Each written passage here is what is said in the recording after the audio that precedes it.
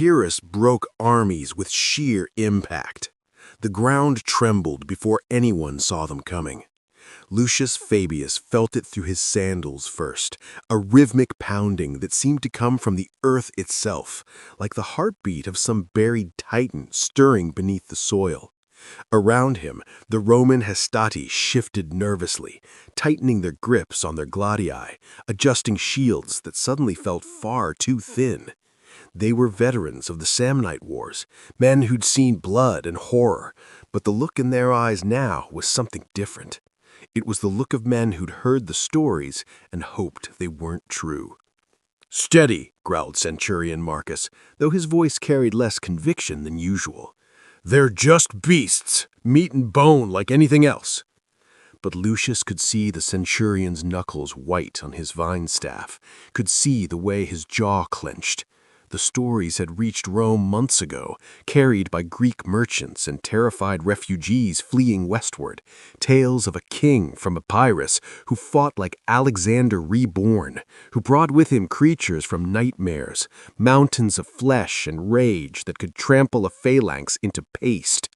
Pyrrhus of Epirus, the eagle of the East, a man who claimed descent from Achilles himself and fought like he believed it. The year was 280 BCE, and Rome had finally met an enemy who didn't fear their reputation. The trembling grew stronger. Dust began to rise on the horizon, backlit by the morning sun over the plains of Heraclea. And then Lucius saw them, first as shadows in the haze, then as shapes that defied comprehension. War elephants. 20 of them, perhaps more, advancing in a line that stretched across the battlefield. Each beast stood twice the height of a man, with skin like living stone and tusks that gleamed white as death. Wooden towers sat strapped to their backs, filled with archers and javelin men.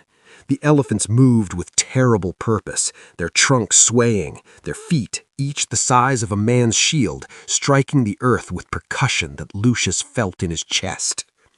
Behind them came the phalanx.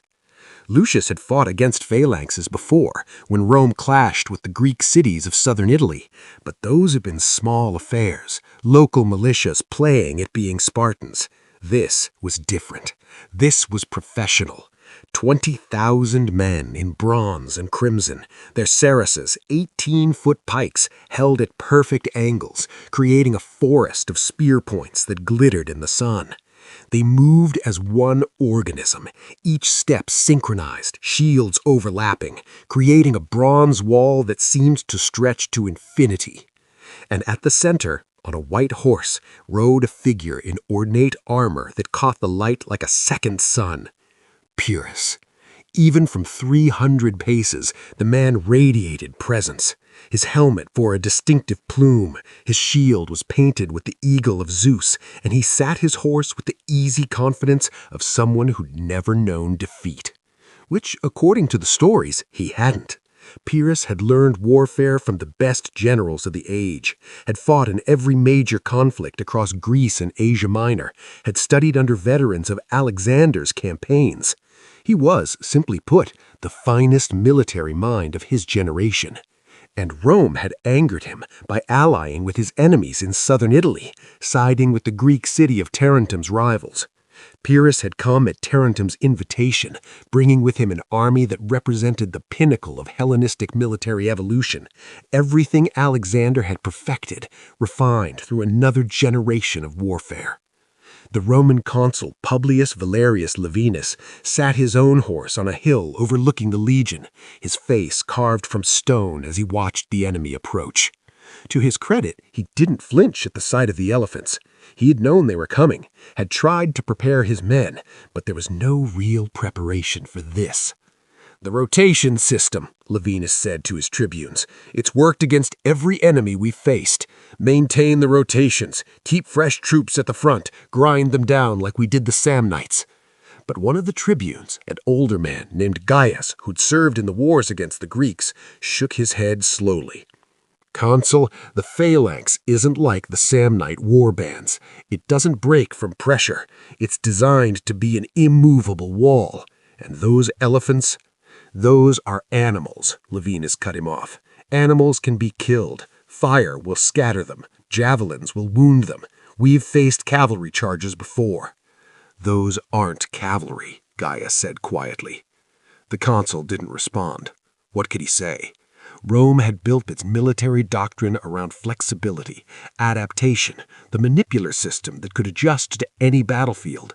But the system had never faced this, concentrated shock assault backed by creatures that existed outside the normal calculus of war. Pyrrhus wasn't trying to outmaneuver Rome. He was trying to shatter it through sheer, overwhelming force. The Greek army halted at 200 paces. For a long moment, silence fell over the battlefield. That strange quiet before violence, when both sides pause at the edge of the abyss. Lucius could hear his own breathing, harsh and rapid inside his helmet. Could hear the man next to him whispering a prayer to Mars. Could hear, impossibly distant, the trumpeting of the elephants as their handlers readied them for the charge. Then Pyrrhus raised his arm. The motion was elegant, almost casual, as if he were greeting friends at a symposium rather than ordering the deaths of thousands. His arm fell. The elephants charged. There is no accurate way to describe the sound of 20 war elephants advancing at speed. It was thunder and earthquake and avalanche combined, a physical force that hit the eardrums like a punch. The beasts accelerated with shocking speed for their size, their massive legs churning, their trunks raised and trumpeting with sounds that seemed designed by nature specifically to trigger primordial terror in the human brain. The front line wavered. "Hold!" Centurion Marcus roared. "Hold the line!" Lucius wanted to run. Every instinct screamed at him to throw down his shield and flee, to get as far away as possible from those approaching mountains of flesh and fury. But training held him in place, barely. The men around him locked shields, set their feet, raised their pila javelins in trembling hands. "Front rank, throw!" 2,000 javelins arced through the air. It was a perfect volley, the kind that had broken Gallic charges and shattered Samnite formations. The pila rained down on the elephants and their riders with deadly accuracy, and did almost nothing. A few of the beasts trumpeted in pain as javelins found gaps in their thick hide, but the wounds only enraged them. One elephant went down, a pilum through its eye, crashing to the earth with force that created a small crater. But the others came on, and now they were close enough that Lucius could see the intelligence in their eyes, the deliberate malevolence as they targeted the men in their path. The elephants hit the Roman line like the fist of an angry god. The impact was catastrophic. Men were simply erased, crushed beneath feet that could pulverize marble, tossed aside by tusks that moved with terrible precision, gored by the spears of the men in the towers. The Roman shields, designed to stop swords and spears, meant nothing against that mass. The gladii, deadly in close combat against human opponents, couldn't reach high enough to do meaningful damage. The front manipule of Hastati simply ceased to exist. One moment they were there, shields locked, ready to rotate back according to doctrine. The next moment there was just a red smear in the grass and screaming men trying to crawl the way with shattered legs. Lucius found himself face to face with an elephant's leg, a pillar of gray flesh larger around than his torso. He stabbed at it desperately with his gladius. The blade bit into the thick hide, drew blood, accomplished nothing. The elephant's foot rose, blotting out the sun, and Lucius threw himself backward just as it came down where he'd been standing. The impact threw him through the air. He landed hard, the wind knocked from his lungs, his shields shattered. Around him was chaos. The careful order of the Roman formation had dissolved into scattered groups of men fighting desperately against an enemy they couldn't effectively engage. Some soldiers had dropped their weapons and were simply running. Others stood frozen in shock. A few, the bravest or most foolish, were trying to hamstring the elephants with axes with minimal success. And behind the elephants came the phalanx. This was Pyrrhus's genius. The elephants weren't meant to win the battle alone. They were meant to create chaos, to shatter the Roman formation, to turn their flexible manipular system into a liability rather than an asset. And in the wake of that chaos, the phalanx advanced with inexorable precision. The Roman rotation system required organization, discipline, clear lines of communication. The elephants had destroyed all three. Now the legionaries faced the full weight of a Macedonian-style phalanx while scattered and disorganized, unable to execute the tactics that had made them dominant. It was like watching a bronze tidal wave crash over rocks. The sarissas, those 18-foot pikes, gave the phalanx a reach advantage that was insurmountable. Roman soldiers trying to close with their gladii were skewered before they got within striking distance. The few who made it through the pike forest found themselves facing the second rank and the third, each bristling with more spear points. Lucius scrambled to his feet, looking desperately for his unit, for Centurion Marcus, for any kind of organized resistance. What he saw instead was the Roman army beginning to break. Not routing yet, these were disciplined men, but falling back in increasingly disorganized clumps, unable to maintain the manipular formation that was their greatest advantage. On the hill, Consul Ivanus watched his army disintegrating and made the only decision he could. He committed his reserves, sending in the Principes and even some of the veteran Triarii, hoping that the shock of fresh, experienced troops might stabilize the line. It helped, but not enough. The Principes advanced into the maelstrom with courage that bordered on madness, their older, steadier hands creating pockets of organized resistance. In a few places, they managed to isolate and bring down elephants through concentrated javelin fire and sheer stubborn fury. One group of Triarii, veterans of countless campaigns, actually managed to hold their ground against the phalanx through superior experience and desperate courage.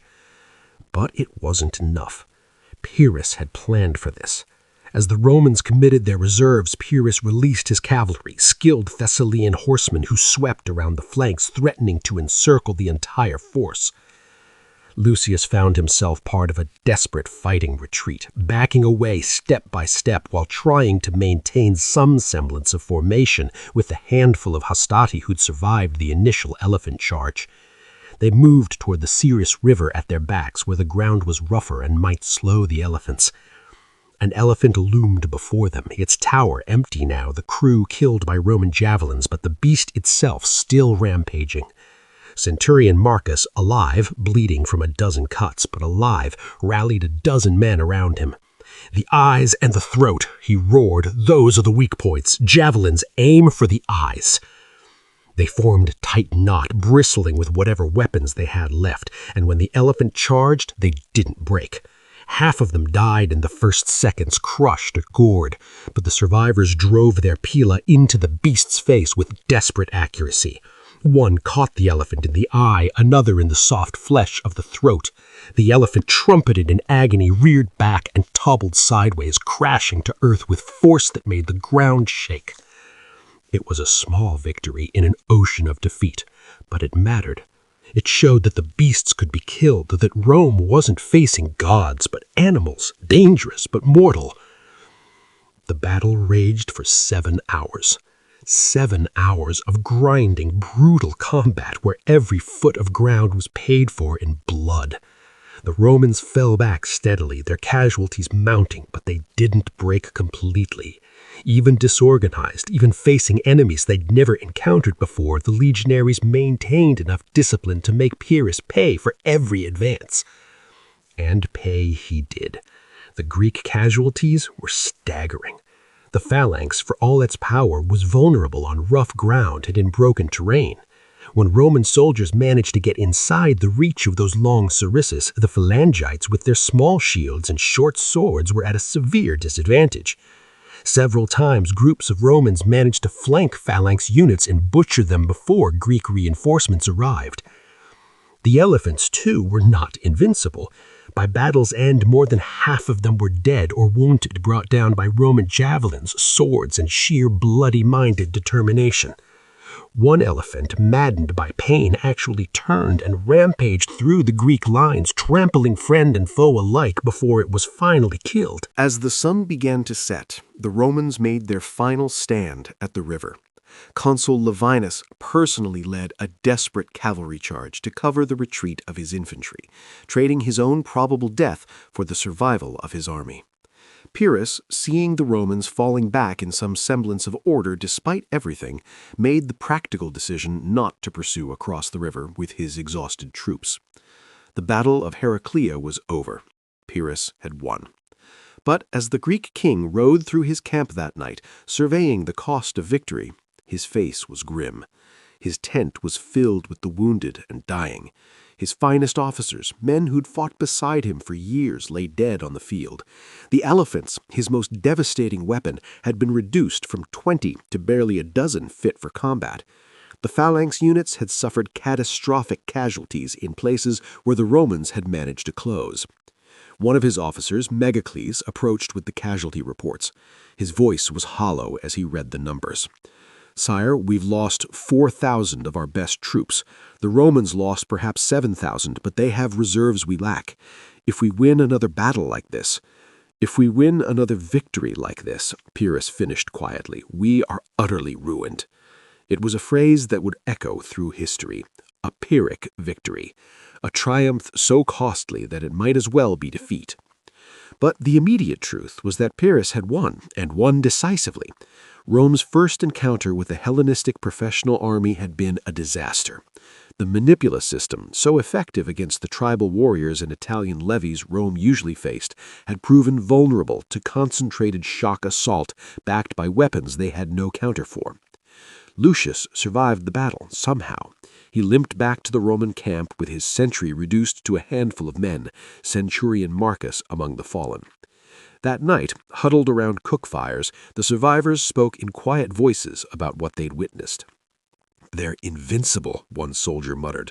"Those elephants, that phalanx, we can't beat that." But an older Triarius, a man with gray in his beard and scars that mapped a lifetime of warfare, shook his head. "We hurt them, badly. Did you see how many of their people fell? Did you see the elephants we killed?" "We lost," Lucius said flatly. "We lost a battle," the Triarius corrected. "Rome doesn't lose wars. We'll learn. We'll adapt. That's what we do." He was right, though it would take time and blood to prove it. The Romans studied the battle obsessively. They analyzed what worked and what hadn't. They developed new tactics specifically for fighting elephants. Fire arrows, special javelins designed to wound rather than penetrate, wagons with protruding spikes to break charges. They trained their horses to tolerate the scent and sound of elephants. They practiced fighting against longer spears, learning to use their superior mobility to get around the phalanx's flanks. But before those lessons could be applied was Asculum. 1 year later, 279 BCE, the armies met again in Apulia. Pyrrhus had spent the interval consolidating his hold on southern Italy, making alliances, gathering reinforcements. The Romans had done the same, raising new legions to replace those lost at Heraclea. Both sides knew this battle would be decisive. The battlefield at Asculum was different from Heraclea. Heavily forested terrain broken by streams, ground that didn't favor the phalanx's tight formations or the elephants' charges. The Romans had chosen it deliberately, using the terrain to neutralize Pyrrhus's advantages. For 2 days, the armies clashed in brutal, grinding combat among the trees and rough ground. The elephants were less effective here, unable to build the momentum that made their charges so devastating.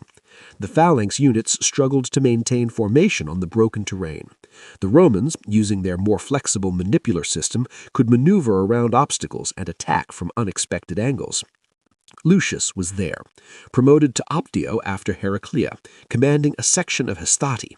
He'd learned from the previous battle. When elephants appeared through the trees, his men didn't panic. They scattered into the underbrush, let the beasts pass, then reformed and attacked the phalangites who followed. It was exhausting, terrifying work, but it was effective. On the second day, Pyrrhus made a desperate gambit. He cleared a section of forest with fire, creating open ground where his advantages would count, and concentrated his remaining elephants for one massive shock assault. It was Heraclea again, but refined, perfected, the full weight of Hellenistic military doctrine applied with all the skill of history's finest general. The assault broke through the Roman center. For a few hours, it looked like Pyrrhus would achieve the decisive victory that had eluded him at Heraclea. His elephants trampled the Roman formations, his phalanx drove deep into their lines, his cavalry swept the flanks. But the Romans had learned. Instead of collapsing, the army bent, absorbed the shock, and maintained cohesion even in retreat. The manipular system, for all its vulnerabilities against concentrated force, excelled at recovering from setbacks. Units that were pushed back didn't disintegrate. They fell back to prepared positions, reformed, and counterattacked. As darkness fell on the second day, Pyrrhus held the field. Technically, he had won another victory. But the cost, gods, the cost. His army had been gutted. The casualty reports were catastrophic, nearly 15,000 of his finest troops dead or too wounded to continue. The elephants, his decisive weapon, were gone, killed, wounded, or so traumatized by the fighting in the forest that they were useless for future battles. His officer corps, the professionals who'd made his army elite, had been decimated. The Romans had lost more men in absolute numbers, but they had something Pyrrhus lacked: reserves. Rome could raise new legions. The Italian allies could provide more troops. The system that had built Rome's power, citizen soldiers who fought not for pay but for their city, meant that even catastrophic defeats could be absorbed and overcome. Pyrrhus could not. Every soldier he lost was irreplaceable. His professional army was finite, and he'd just expended it in exchange for Roman militia. Standing over the body of his friend Megacles, killed in the final assault, Pyrrhus spoke words that would be remembered for millennia. "One more such victory, and I am lost." He tried to continue the war. He marched on Rome itself, getting within sight of the city walls, hoping the Senate would panic and sue for peace. Instead, the Romans simply raised more legions and prepared for siege. Pyrrhus looked at Rome's walls, at the steady stream of reinforcements arriving, at his own dwindling army, and made the rational choice. He withdrew. Not in defeat. Technically, he'd won every major battle. But in practical terms, he'd lost the war. The strategy of overwhelming shock, of concentrated force designed to shatter the enemy in decisive engagement, had failed against an enemy who simply refused to be shattered. Pyrrhus would go on to other wars, other campaigns. He'd win more battles, suffer more Pyrrhic victories, and eventually die in the streets of Argos, killed by a roof tile thrown by an old woman. A fitting end, perhaps, for a man who'd learned that brilliance in battle couldn't overcome strategic futility. Years later, Lucius, now a centurion himself, sat with young recruits and told them about fighting Pyrrhus. By then, the wars had passed into legend, the terrible king from the east who'd brought elephants and glory and nearly broken Rome. He was the finest general of his age, Lucius told them. Better tactician than any Roman, better strategist, better trained, better equipped. He won every battle we fought. "Then how did we win the war?" a young Histatus asked. Lucius smiled grimly. "Because he thought war was about winning battles. We knew it was about something else, about endurance, about the ability to lose and keep fighting, about having a system that could replace parts and keep functioning. He brought shock and awe. We brought math and patience. He could shatter our armies, but he couldn't shatter our will. He could kill our soldiers, but he couldn't kill our ability to make more soldiers. He could win battles, but we could afford to lose them." Another recruit, bolder, asked, "What did we learn from him?" "Everything," Lucius said. "We learned about elephants, learned how to fight them, learned why they weren't worth the cost. We learned about the phalanx, its strengths and weaknesses, learned how to defeat it with terrain and maneuver. We learned that concentrated force can win battles, but can't sustain wars. And most importantly, we learned that our system, our boring, practical, unglamorous system of rotation and replacement and steady pressure could outlast even the most brilliant enemy. The lesson of Pyrrhus echoed through Roman military thinking for generations. While others sought decisive weapons and brilliant tactics, Rome doubled down on system and sustainability. They built an army that could lose battles and come back stronger, that could absorb innovations from enemies and incorporate them, that could grind through opposition not with genius but with relentless, methodical pressure. Pyrrhus broke armies with sheer impact. Rome broke nations with patient pressure. In the end, patient pressure conquered the Mediterranean, while sheer impact became a cautionary tale about the difference between winning battles and winning wars. The elephants and the phalanx, the shock and the glory, the brilliant tactics and devastating assaults, all of it meant nothing against an enemy who understood that war wasn't about moments of brilliance, but months and years of unglamorous persistence. Lucius died an old man, wealthy from his campaigns, respected as a veteran of the Pyrrhic Wars. On his deathbed, his grandchildren asked him which battle had been the most important of his life. He thought of Heraclea, where he'd nearly died beneath an elephant's feet. Thought of Asculum, where he had learned that even the most brilliant enemy could be outlasted. Thought of all the years afterwards, as Rome methodically conquered the Greek kingdoms one by one, applying the lessons learned from Pyrrhus. "The one where we lost," he said finally, "because that's when we learned that losing a battle means nothing if you refuse to lose the war." Pyrrhus taught us that lesson with his victories, and we used it to conquer the world he came from. It was the ultimate irony.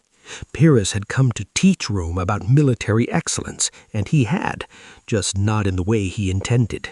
He showed them the limitations of brilliance without sustainability, of tactical genius without strategic depth, of victories so costly they led inevitably to defeat. Rome learned, Rome adapted, Rome endured. And the eagles that Pyrrhus had claimed to embody in his own glory were eventually carried by Roman legions all the way to the edges of the world he'd known, planted in the ruins of every kingdom that believed shock and brilliance could substitute for systematic, patient, unglamorous persistence. The elephants passed into history. The brilliant tactics were catalogued and studied. The glory faded into legend, but the lesson remained. Impact wins moments, but systems win everything else. Up next, if you like content like this, please like the video, leave a comment, and subscribe for more.